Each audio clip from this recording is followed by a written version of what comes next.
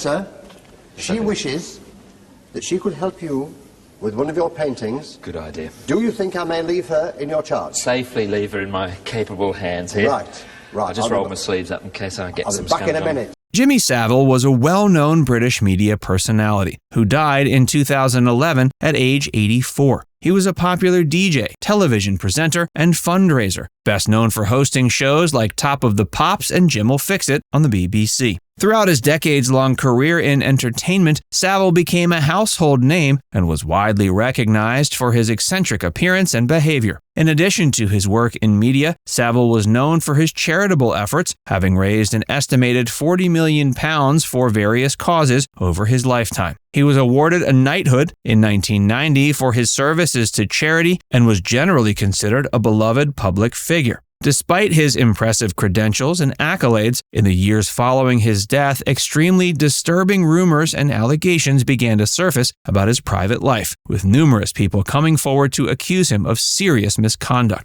In today's video, we'll descend into the horrific revelations that have come to light about Jimmy Savile. Content warning: the following discusses allegations of sexual abuse. Early life and career.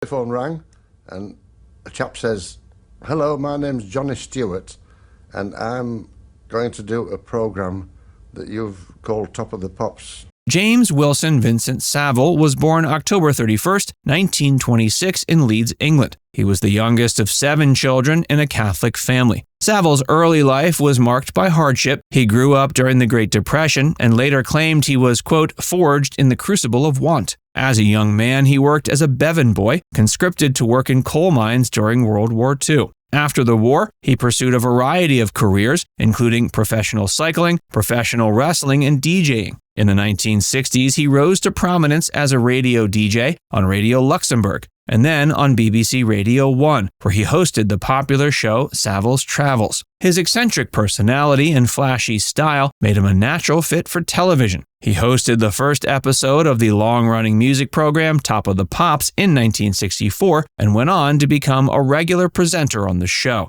In 1975, he began hosting his own TV program, Jim'll Fix It, where he made the wishes of viewers, mainly children, come true. Throughout his career, he cultivated a reputation as a philanthropist and tireless fundraiser for charity. He was particularly associated with Stoke Mandeville Hospital, where he volunteered as a porter and raised millions of pounds for the National Spinal Injury Center. His charitable work earned him widespread admiration, even a knighthood in 1990. But in the years following his death in 2011 at age 84, his dark, secret life began to unravel as hundreds of survivors came forward with accounts of sexual abuse spanning decades.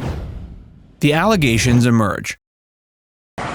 Girls of 20 plus were never, ever of interest to him at all. It was always the teenage girls.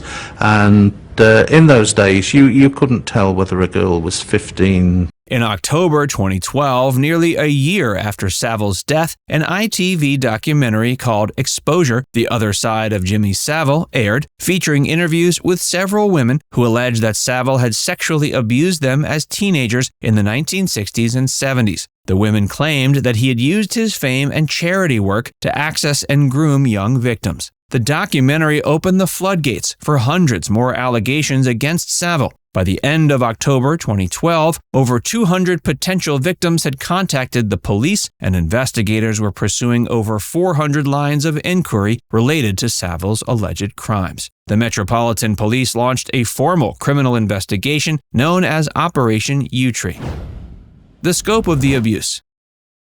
As the weeks have gone by and the various allegations have come out, the number of allegations have been so great that I now am convinced that the vast majority of them are true. Take a moment to closely listen to what Jimmy Savile's nephew had to say about the allegations against his uncle. There are just so many similarities in the stories, even though they are spread all over the country.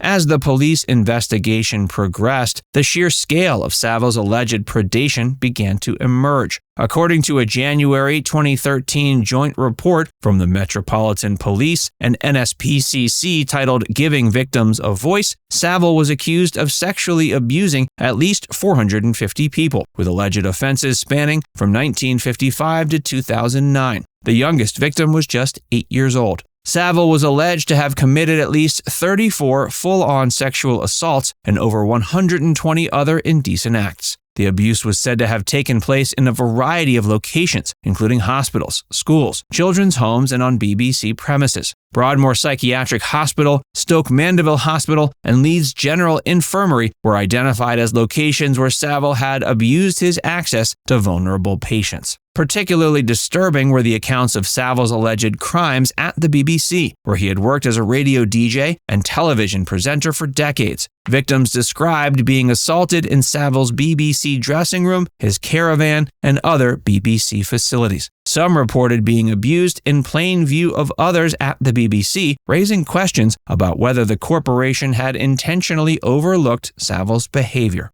I'll tell you something. The fella could get used to all this. As it happened to you, they could get used to it. So, ladies and gentlemen, all we can say is good night from all of us here on Top of the Pops. Institutional failings. Well, some of them are totally shattered. We're talking about people who went in as patients, and some of them came out abused victims.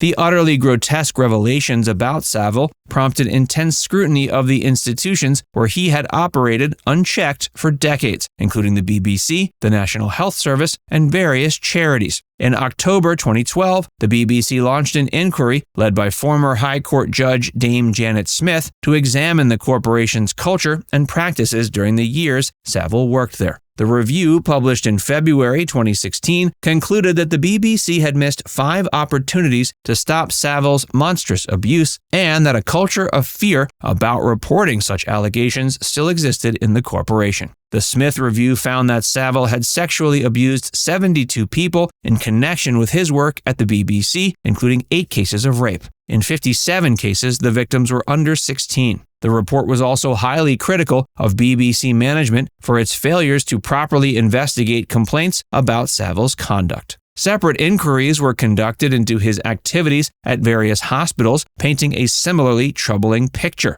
At Leeds General Infirmary, Savile was found to have abused at least 60 people between ages 5 and 75. At Stoke Mandeville, the investigation found Savile had sexually abused more than 60 people, including children as young as 8. These findings suggested that Savile had used his volunteer position and fundraising roles at hospitals to abuse vulnerable patients brazenly and with impunity. Questions were also raised about how Savile had escaped prosecution during his life despite numerous police investigations.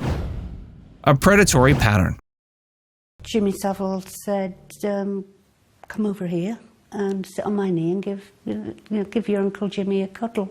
The accounts from Savile's victims revealed a disturbing pattern of grooming and abuse that spanned decades. He was accused of leveraging his power, fame, and beloved public persona to access and violate vulnerable victims, many children. Survivors described how Savile would build trust with them and even involve them in his charity work before sexually abusing them. Some reported being assaulted in plain sight, such as at BBC recordings or charity events where Savile's celebrity apparently shielded him from suspicion. Others recounted harrowing tales of being abused in Savile's dressing rooms, his Rolls-Royce, or the many properties he owned. Savile's alleged offenses were brazen and relentless. At the BBC, he was accused of preying on teenage girls, attending recordings of Top of the Pops, subjecting them to groping and sexual assault in the dressing room or camper van.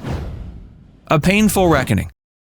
But the fact is they can't just keep covering up high-profile people that do things like this. You know, a lot of people got worse than I did. Yeah. But, they can't just keep allowing it and they can't just keep dismissing it. The exposure of Savile's alleged crimes after his death unleashed a reckoning over how he'd been allowed to perpetrate abuse on such a vast scale for so long without facing justice. For his victims, the confirmation of their experiences was both validating and traumatic, reopening old wounds while offering a belated acknowledgement of the horrors they had suffered. Now it's time to hear from you. What was your reaction to the shocking revelations about Jimmy Savile? Let us know in the comments section below.